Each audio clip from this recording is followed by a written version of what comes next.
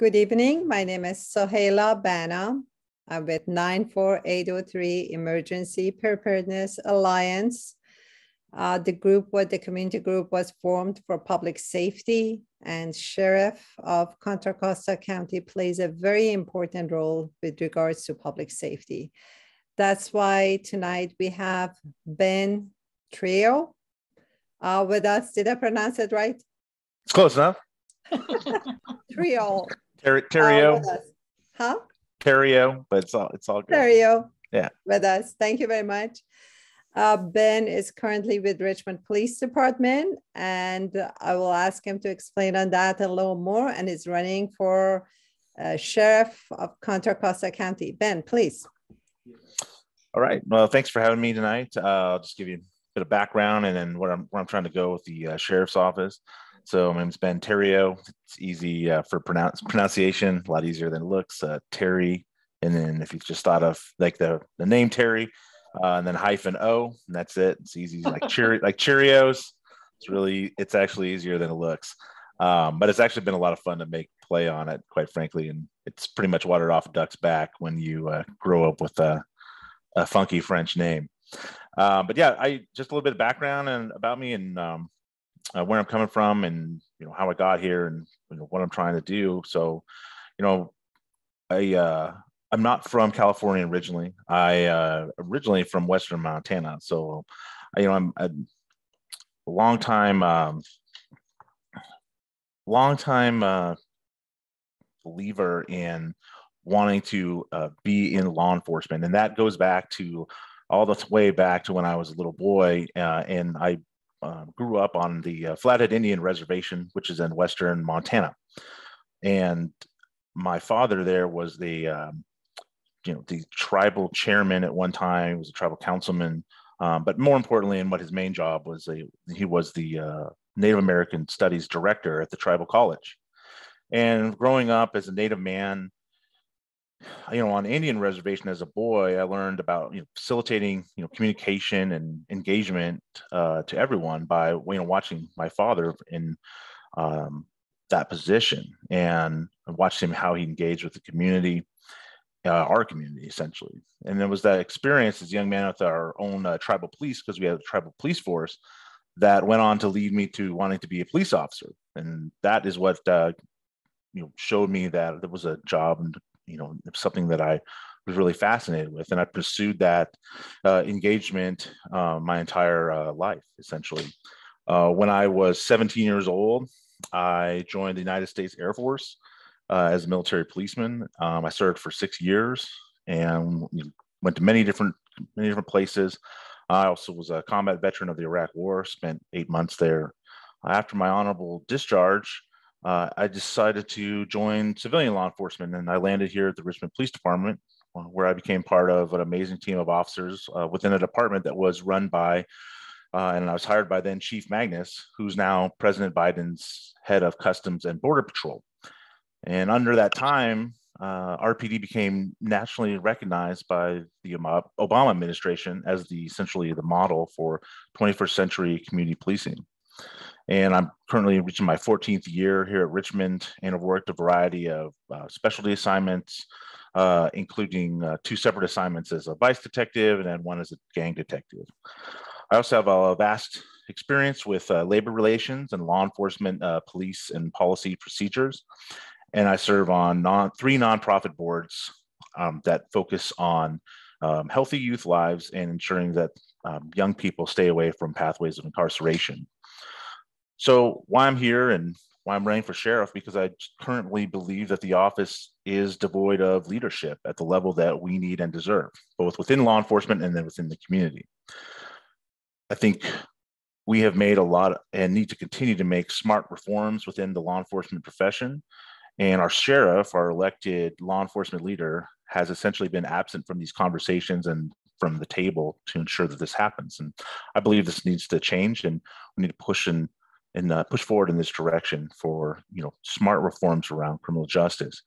But there's also a larger issue that I want to help push the profession into within the sheriff's office, and then on a larger macro level within our profession, that has to do with mental and behavioral health. Because everyone on this Zoom, just like everyone in life, myself included, we have some type of issue that's connected to somebody, a person, who has some type of issue with mental and behavioral health. We all have some type of interconnection to someone in that who needs assistance and help with those issues. So while I don't believe that we can completely divorce the role of law enforcement from certain crisis calls, most of them or many of them, when people are having a mental health crisis or experiencing issues around being unhoused, police officers, law enforcement should have a reduced role. This is especially true when there isn't a criminal or safety matter that the officers can address. How we got to this point is essentially many years of politicians laying these issues at law enforcement's feet, and we've just become the de facto response to so many things in this area, and that I think needs to change, and we need to take a step back. So, I mean, I personally responded to many health calls and suicide interventions, behavioral health crisis as an officer. I've benefited from working with programs like Core Homeless Outreach, referring people who are in homeless, experiencing homelessness to housing before police intervention. And I've also seen the benefits of having specialty teams like MET, which is the mental health evaluation team. We have it, and several other police departments have it as well, where officers and clinicians work in tandem on mental health calls. And so I think this is the direction that we need to go in when dealing with law enforcement's response in mental health and behavioral health response, is having a specialty team for the most serious issues. And then on the other side, I fully support the county's new A3 response, which is, if you're not familiar with it, it's called Anyone, Anywhere, Anytime. And it's a service that will coordinate with law enforcement to provide appropriate mental health responses to those in crisis and bring us in only when needed. The goal of the efforts is to fully staff this crisis response center and to be a 24-hour coordinating facility with law enforcement and law enforcement dispatch. So I think this could vastly improve our system, which has a lot of gaps. We need more reliable and balanced approaches with clear coordinated roles between the police and the crisis response to address mental health and behavioral health issues. Currently, that's just not happening, and we need to push forward in this direction to make that a reality. And I think having a county sheriff that wants to be at the table with the health department, working on these issues with behavioral health, special teams with MET, and ensuring that we begin to start our separation from being the primary response to these types of calls for service is, I think, a priority that we as a profession need to go into. And many of us have been calling for this for many years. Additionally, and currently, most of the sheriff's deputies within the sheriff's office, they actually work in jails or court security, about 2/3 of them. Most of them are not actually certified to work outside the office, to work out in the community on patrol, countywide patrol. And so this has led to major service disruptions and slower response to 911 calls. And quite frankly, there's just not enough deputies on the street to keep people safe, especially in the unincorporated areas. Many deputies who are certified to work in patrol throughout the county work a mandatory of 50 hours of overtime a month. And that's not sustainable. And it's not a quality management of resources. And too many people in my travels and over the years, quite frankly, have complained about the patrol services not being adequate. Quite frankly, in many unincorporated communities, many people just tell me that they just stop calling, and that we just can't have. That's unacceptable for a service response, especially to unincorporated counties or unincorporated parts of the county, especially where many of those parts are communities of color and are under-resourced. So, public safety and addressing that for folks in the unincorporated areas is an issue that needs to be addressed. So one of the ways I would do that is increase pay incentives within the salary schedule currently, and push deputies to be certified for patrol thus increasing the service to the unincorporated patrol areas in contract cities. And then I would require all brand new deputies who are hired to be patrol trained and certified, just like regular municipal law enforcement. I believe that if you can't do all aspects of the job in law enforcement, then you probably shouldn't do it at all. On a level of leadership, I think you have to look first and foremost about service. And as your next sheriff, I welcome the voices of those who live and work, no matter where they're at in this county, to the table. The current sheriff claims to support community policing. However, time after time, he's made himself inaccessible to the community and even other public officials on issues like accountability. And, you know, recently we've seen things like the gifting of crime gun parts to specific volunteers and within a, specific clubs, that kind of thing. I have a huge issue with that. I think we need to ensure that we have quality diversity in hiring throughout the county, that we represent the community and reflect the community. And there's diversity in thought from the people that we are hiring to be law enforcement officers and not just fitting a certain mold. I think having that diverse background, like I said, has tremendous ability to ensure that we provide good community policing services. We also need to focus on safety in the jails and ensure that people, when they're in our custody and care, that they're safe and there's no issues that get in the way of their safety while they're in our care and custody. Under my administration as sheriff, community policing and public safety will be a top focus. Like I said, I want to reconfigure the patrol to provide the community with services they've lacked for too long. I want to prioritize, again, mental health and response and how cops do their jobs and reduce their roles in social and medical issues. And I just want to ensure that Contra Costa will, in law enforcement, will lead with strategies that are efficient, inclusive, responsive, and innovative. Everything changes all the time. Things are constantly adapting, especially in law enforcement, and nothing stays the same. And we need to be able to adapt and move at the same speed where society has changed as well. I intend to open my office to connect with facets of our community that have been left out of the conversation, like I said. And I want to support the safety and training needs of our sworn and civilian staff to ensure that all the training goals of the agency are actually completed and advanced and are beyond the minimum standard. I want to ensure that all of the sheriff's office's policies are fair and equitable, and that any processes that are provided or run through the sheriff's office, again, come through a level of equitable and fairness rather than elite privilege of those who may be just close to power. I've been fortunate enough to have diverse and unique leadership opportunities in my police career, and I intend to, while I've been out here in Richmond, and I intend to bring that to the sheriff's office. And I think, I believe, we can see a lot of, positive change in our community that unites us in spirit of service by finding common sense and common ground solutions. And that involves, law enforcement at the table and working with our community, knowing our community, participating in service-based leadership. And I think that's a very important thing, and it starts at the top and it transcends through the organization all the way to the bottom. I've learned that in my time as a police officer here in Richmond. I learned it from my father growing up, and something that I'm currently teaching my daughter. And I intend to bring that level of leadership and accountability to the Contra Costa Sheriff's Office. So thank you.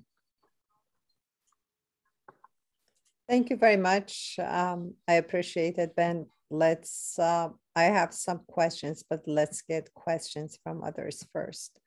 Pam, I see your hand up. Please share your question. I've muted everyone, so please unmute yourself. First of all, can you hear me? Yes, I can. Go ahead. Thank you. First of all, I just want to thank you for how clear and rational everything you're saying is. It doesn't sound like a campaign speech. It really sounds like something that you want to do and can do. I just have two questions that frustrate me, so I can only imagine what it does for you. The DAs, or maybe it's just the policy of California, I don't even know why it is, won't even prosecute. And maybe it's not right to just throw people in jail. Maybe that's what they're trying to do, is stop throwing people in jail.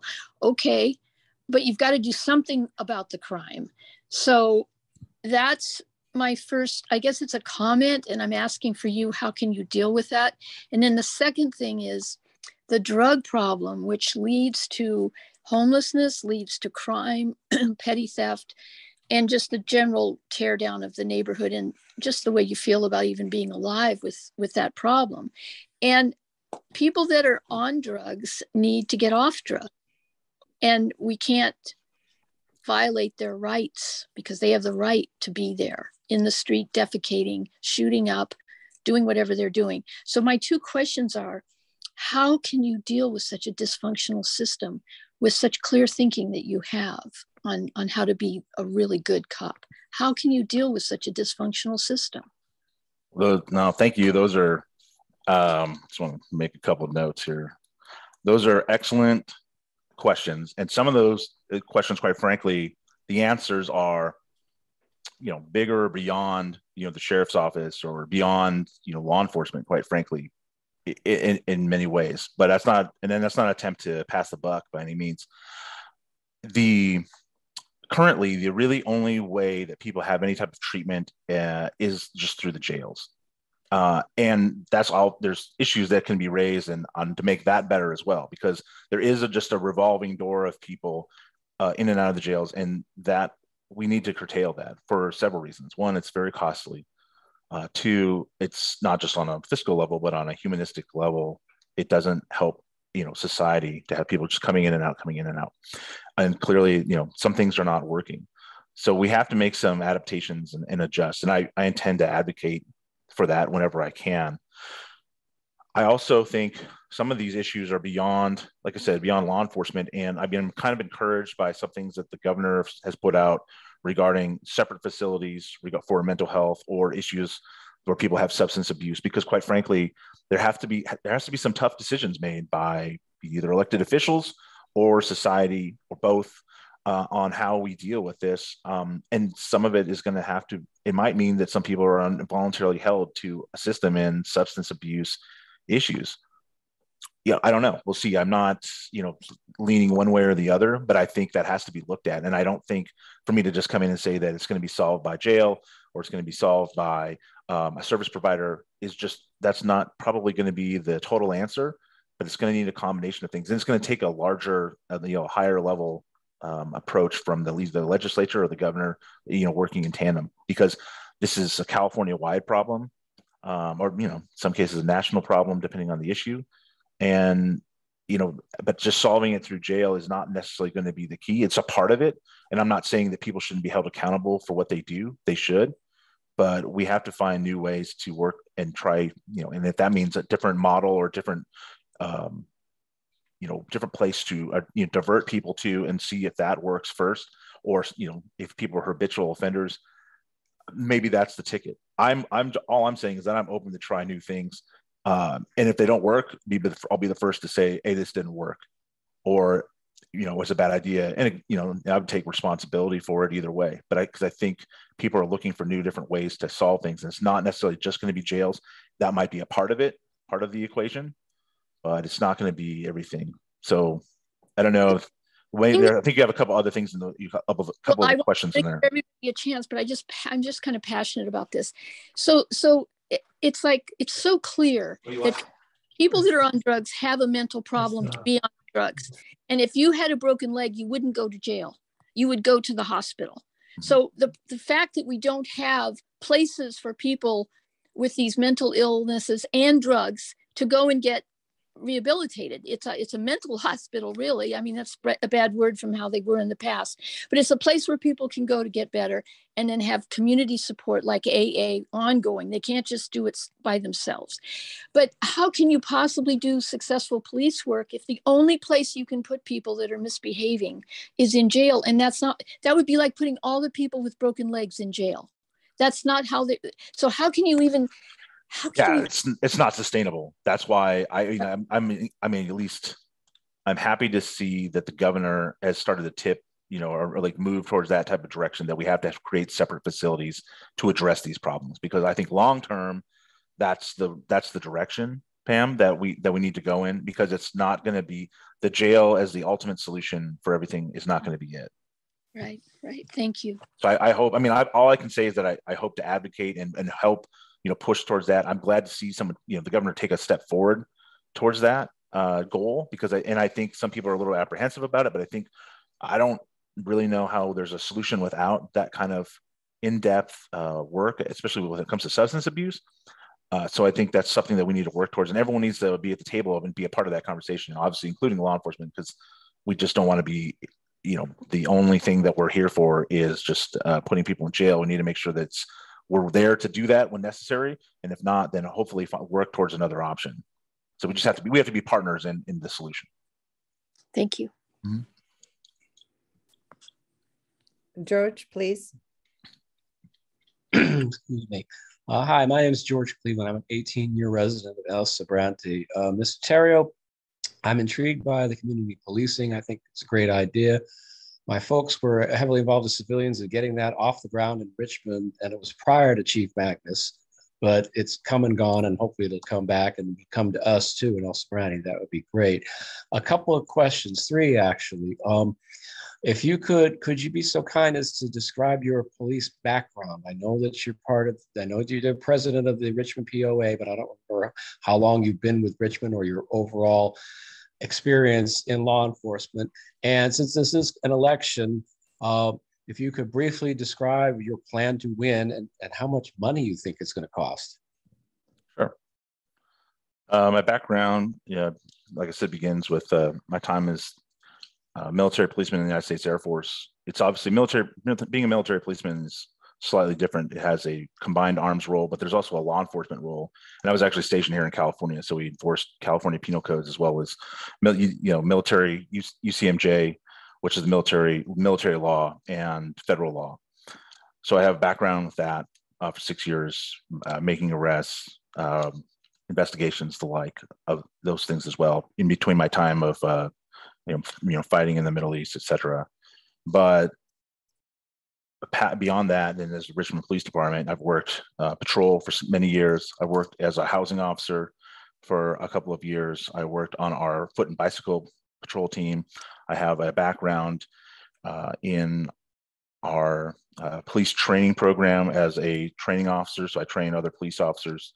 I also have a training background with use of force, so training for use of force standard for the state of California and for the United States. And I also have a background with training for TASER, what we call, most people know it as like hostage negotiation trainer, and being a hostage negotiator. But we call it CNT, crisis negotiating instead. So I have many years, probably 6 or 7 years of doing that as well.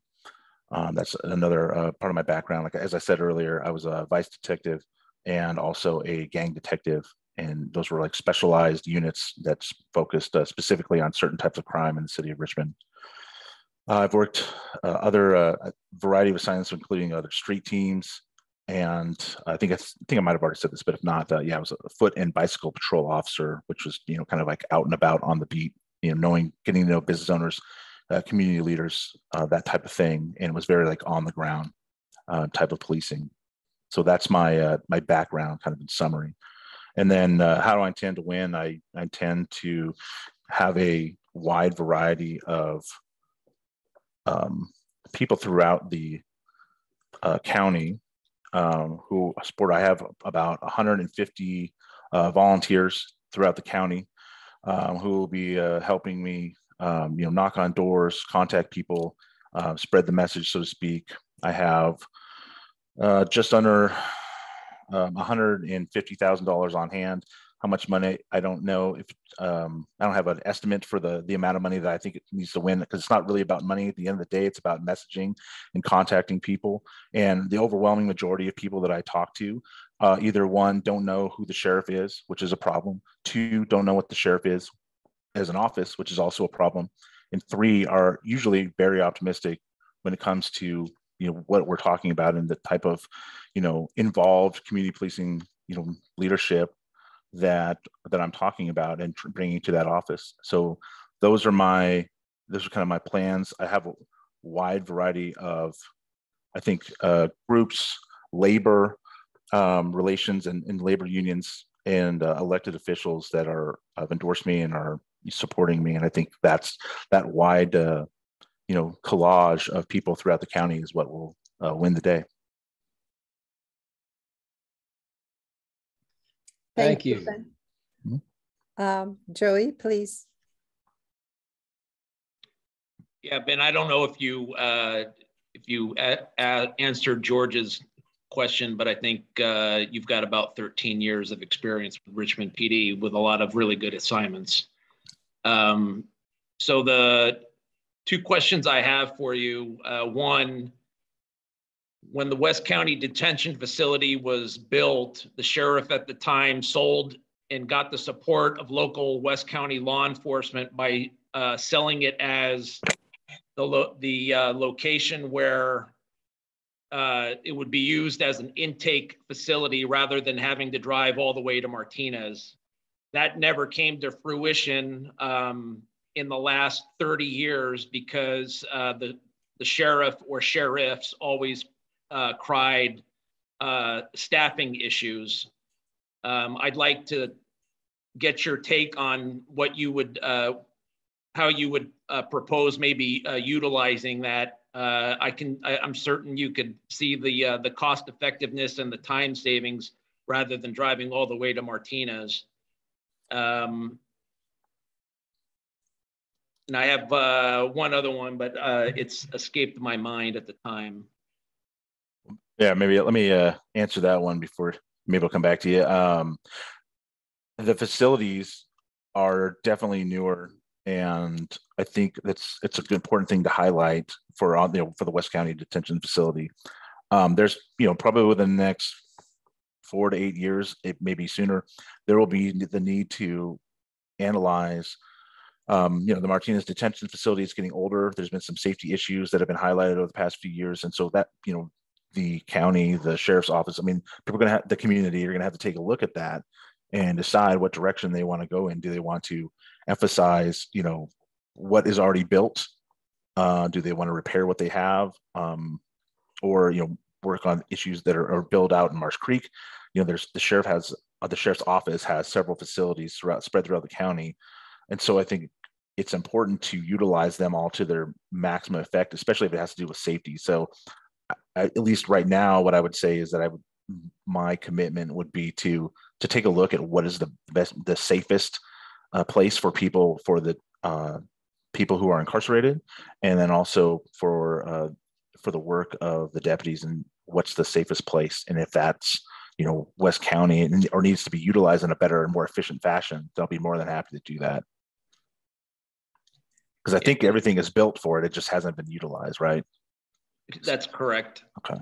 It's just been disappointing for the last 30 some odd years since it's been built that it's set dormant. The other question I have is there's been talk in the not so recent past about annexing North Richmond into the city. What's your position on that? As far as the sheriff's office, I hadn't really considered that. What I will say is as long as North Richmond is a part of, as an unincorporated community, I think it's important that they get the services that they pay for through their county taxes, and that's provided at a high level. And I don't think it's acceptable that hasn't occurred.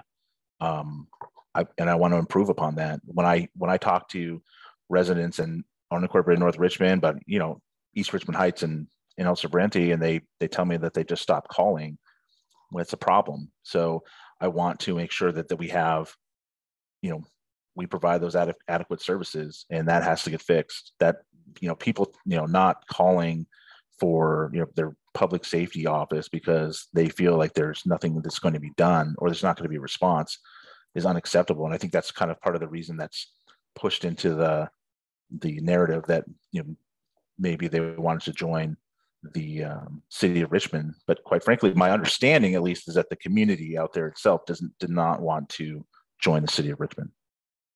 If that changes, then I mean that's a community decision. Okay, thank you. Thank you. Thank you, Ben. I have a question for you. So you talked about the fact that you will increase patrolling when you're a sheriff. So excuse my ignorance, but if you could elaborate on sheriff's job, what they do, because one of the main issues we have here, which is affecting people who live in Richmond in this area, is traffic on San Pablo Dam Road. And we only hear from CHP. So I wonder if sheriff has a role in traffic control and enforcement there or not. Yeah, so that is technically, I mean, the sheriff's office does, can do traffic enforcement. They do not do, but they do not, their primary job is not to do, they do not respond to traffic collisions on the dam road. And actually it's not, I mean, they can, they're peace officers in the state of California, so they're able to do traffic enforcement stops, but it's not their primary role. That responsibility is the CHP in that area. But it's clear, that it's not like they cannot do that as well. It's just they have a contract out to the CHP. In the government code, every city under or governing agency with more than 300,000 can do their own law enforcement traffic, provide their own traffic services. It would be nice to see the Contra Costa County Sheriff's Office get to that a point where they can do more traffic related enforcement, but that is something that's currently contracted out to the California Highway Patrol. But it's not like it cannot be done. But I would say the first tackling or first issue that needs to be addressed would be just making sure that we're responding to calls for service within the community timely. But then moving on after that, after we could get more resources, more patrol deputies in West Contra Costa in general, I think that would be some of the secondary steps. So then just to go back for your first question, the majority of deputies are in either jails or courts and court security as bailiffs or security, et cetera. And like I said earlier, the majority of them are not actually certified to work in patrol. I want to change that and incentivize that so that people come out and work patrol or are patrol certified, and that the people who are brand new deputies coming through the door are certified to do everything. And then over the course of time, people would be everyone would be certified to do everything, which would allow more people to be able to work patrol, which I think is important because I think the response time and the response period is an issue for people in unincorporated communities, and then all the extra things that come with it, specific like traffic enforcement, those types of things can follow after that. But we got to get to a minimum. You got to get to a better response model first, because that's the highest priority. Quick follow-up question before I pass it to Marianne. So one of the major concerns we have is wildfire safety and evacuation in case of a wildfire. I thought sheriff would do law enforcement, but you're saying they're peace officers. So will they be? It's the same thing. Okay. Yep. So is it their duty to help with evacuation? Is that, in that case, we definitely need more patrol officers. If you could elaborate on that. Yes. I mean, if there's an evacuation order that's provided by the county, it is our role. One of many roles is to provide safety and security for evacuation routes for fire and emergency personnel, and then for people if they were fleeing from a fire or something like that. Just to play off your scenario, it's absolutely our job and our role to provide that. Okay, yeah, that's a very important concern. That's why we care about you becoming a sheriff, to actually expand on that. And if you could write in the chat your website if people have questions so they can continue with you, or if they want to donate your campaign or support you. Sure. I appreciate that. So sure. Marianne, please.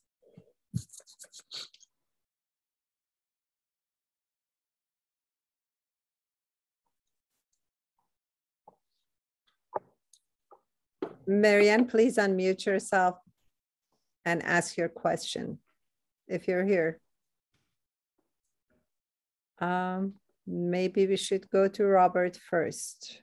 Can Robert. you hear me now? Yes, sorry, go ahead. Yeah, okay. I can hear you now. All right, sorry, I'll try a third time here. Ben, thank you for your service as a veteran. My brother was also in the Air Force, and also to your service to our city of Richmond. I see on your website that you are majoring and will graduate this year at USF. I'm curious, what is your major? My major is management, actually. Okay. So they have a great business management and management department at USF. And you say also that you've been part of the community for 10 years. By the community, do you mean the county-wide or West County? Sure, let me elaborate. I've lived in Contra Costa County since 2010. I lived a year in Walnut Creek, and then I moved to Richmond.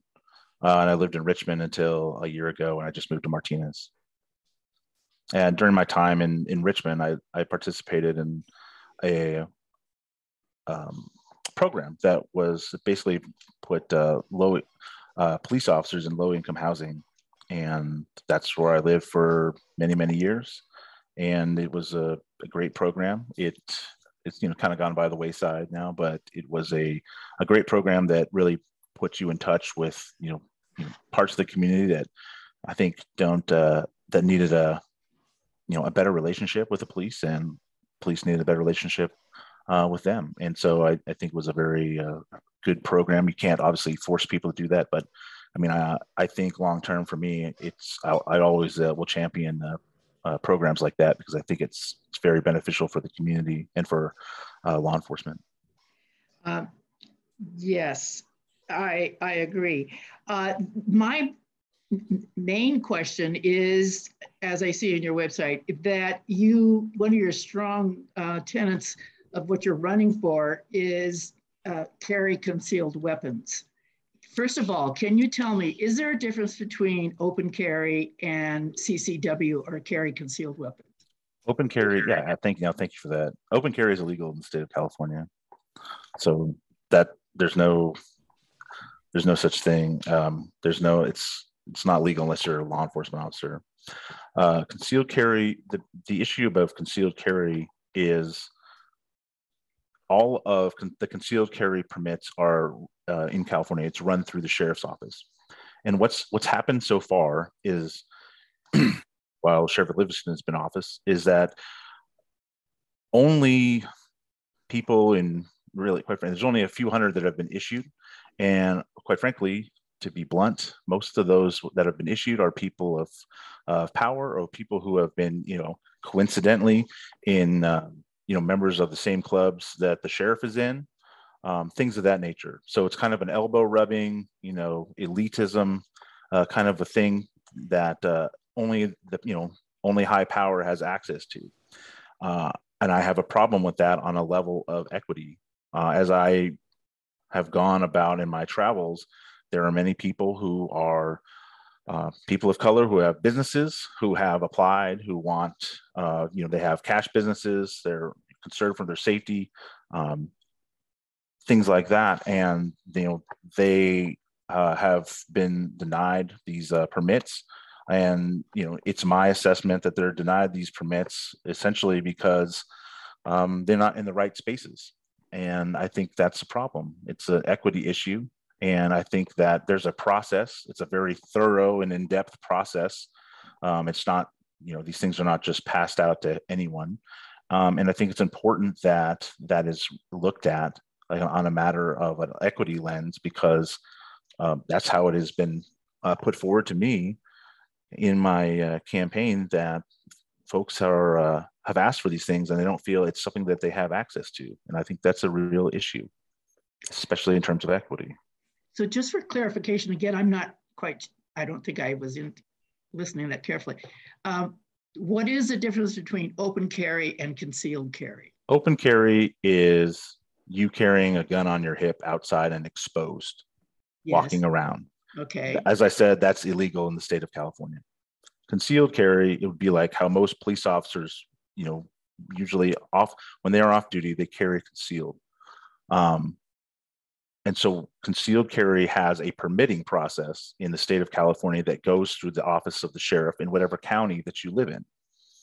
And then there's a very thorough background check, Right. psychological exam, all these criteria that you have to go through in order to get one. But what I've noticed and observed is that there's only been very few of them have been issued. And the only people who have been given access to these permits are certain types of people with certain backgrounds. And I think that's a problem, especially if you are, as an elected official, or in control of something and you are supposed to provide it on a fair and consistent basis. That leads to, without providing it in a fair and equitable way, then that leads to abuse. And I want to make sure that's not happening. And that's my commitment. And that's why I talk about it on my website. My concern about that is that it seems like, well, first of all, I thought that any chief of police could also approve a concealed carry, not just the office that you are running for. Most of them defer. I know that's true of some counties in California. Yes, in some counties that it's true. It depends. They all have different agreements. A lot of them will defer to the county sheriff, but the county sheriff has it outlined specifically to be able to do so. As well as sometimes then the chief of police. Okay, in and some also, circumstances, yeah. Right. Okay, and then, you know, being that you would be going from a municipal department to a county department, then how would the CCW policy make us safer in Contra Costa County? I don't, you know, to me. What did it say? I didn't hear you. How would concealed carry weapons how do having more concealed carry guns make us safer? I don't think it's an issue of does it make you safer. It's an issue of a process of allowing people for personal protection or self-defense, especially, like I said earlier, for people who have, you know, they have to provide, you know, what is their reason, what is their rationale. And I think it's important to show that there are certain circumstances where people might need that for self-defense. And if they are, you know, meeting all the criteria, then I don't think it is a problem, and it will enhance protection for people within the county. And you can take a look around and other adjoining counties who have similar policies and provide it in an equitable way. And there's no issues that have come from a similar policy. However, those counties, San Joaquin, for example, those are counties that have a higher crime rate. So you know, they may not be equivalent, but that I'm just concerned about, do we need even more guns, whether they be concealed or whatever? I think, you know, the more guns, the more dangerous it is. And I think that there is a process, you know, how many times are you aware of, or has there been any research to show that there is this inequity? I know you're saying that it's inequitable. I'm all for, you know, equitability. However, is there really, you know, such inequitability, and is that impacting our safety as a community, as a county? In my, like I said, in my experience, people have brought this to my attention, is that they feel that they are less safe, and that they would feel safer if, especially like I talked about earlier, you know, specific business owners, minorities, people of color have brought this up. They do not feel that they are safe, and I think it would increase their ability to be safe if they had this option, and the circumstances that they would obviously have to provide. It's not just something that is passed out willy-nilly. And yes, I think there have been PRAs done. And again, when you limit something to only a certain select group of people, you are by definition not being equitable in a policy. And by resorting to only a handful of people, and that who just happen to be people who are part of specific, clubs that only, certain people are a part of, I think that's a problem.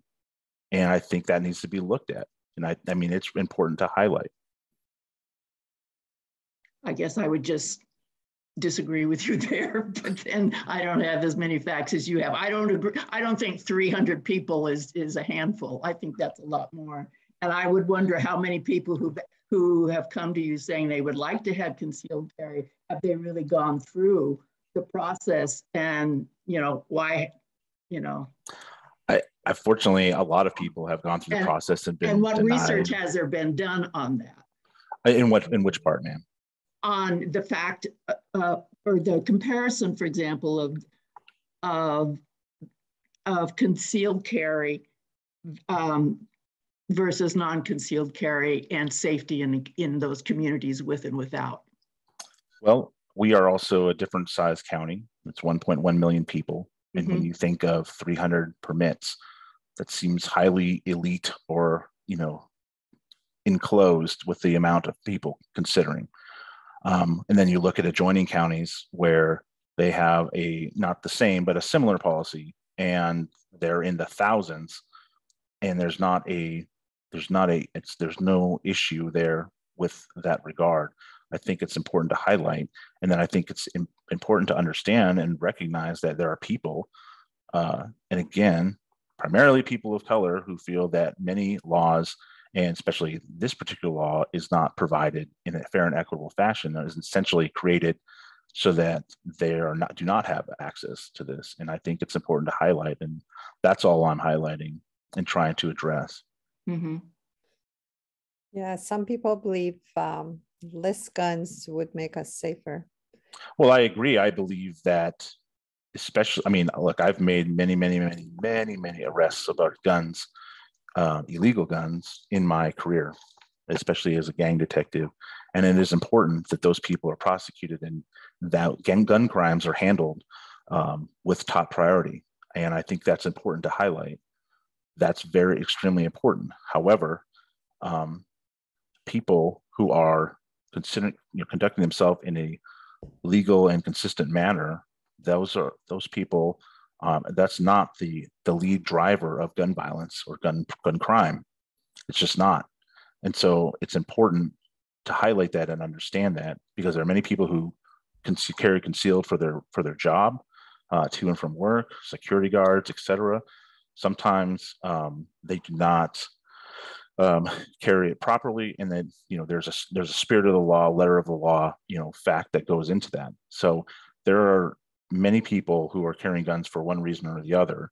The important part is what are they doing with it, and that is what matters. And for the people who are doing something illegally or unlawfully, I have zero tolerance for that. So that's where I'm at when it comes to guns and gun crime. I really have zero tolerance. And I've had many arguments with deputy district attorneys over the years when it came to filing gun cases, etc., because people thought that just possessing firearms in West County was a normal and natural thing, even though it was unlawful. And that kind of mentality to me was unacceptable. So that's where I'm at when it comes to gun crimes and gun possession. But I think it's also equally important to highlight something that is a process, and a process of inequity. And it's important to people, and it's important to a lot of people of color than I think a lot of people realize. And it's important to uplift that, because if we're going to apply, equity in all policies to everything, we need to actually do that. And 300 people in a county of 1.1 million is telling me that we're not doing that. So you'd rather have 1,000 or 2,000 or 3,000 people carrying guns? I don't have a number. That doesn't make sense to me. No, I don't have a number. Agree. I don't have like a number. I don't think there's some right number. I just know that, if I'm getting lots and lots of feedback from many people, from a wide variety of political spectrums, from a wide variety of background, that, hey, I thought this was appropriate thing for me. I'm not a criminal. I don't have some background. I am a Black female who has a nail salon business, and I have to carry cash to and from my business, and I don't feel safe. And this is something that I asked for and I was denied. Do I look at that and I wonder why that woman was denied? Yes, I do. And then I look at the people who I know have one from being in law enforcement, and I see who those people are, and I see who they rub elbows with. I can just make a simple deduction of how that came to be. And I think that's a problem. And that's all I'm saying. I'm not saying that it needs to be, that there's some magical number. I'm just saying that it needs to be looked at with a wide lens and applied equally, because that's always what we're trying to do in this country, is work towards applying things equally and fair. So the law is, it is possible, and it's the sheriff's office that can carry out and give out permits. Mm-hmm. Maybe, Marianne, we should look into how to change the law so nobody can carry concealed weapons. Maybe that makes the community safer. Marianne, can I ask one question? Of course, go ahead. Okay. I always was wondering, how come we have CHP and not Sheriff Patrol? Now you answered the question that is contracted out. Is it only in El Sobrante or everywhere? And why? Is it cheaper to have CHP? To me, it seems like it takes us one step further away from community policing. If we have the same, Sheriff Patrol, like police officers, we can enhance community policing. What is the rationale behind it, and what is your position on this?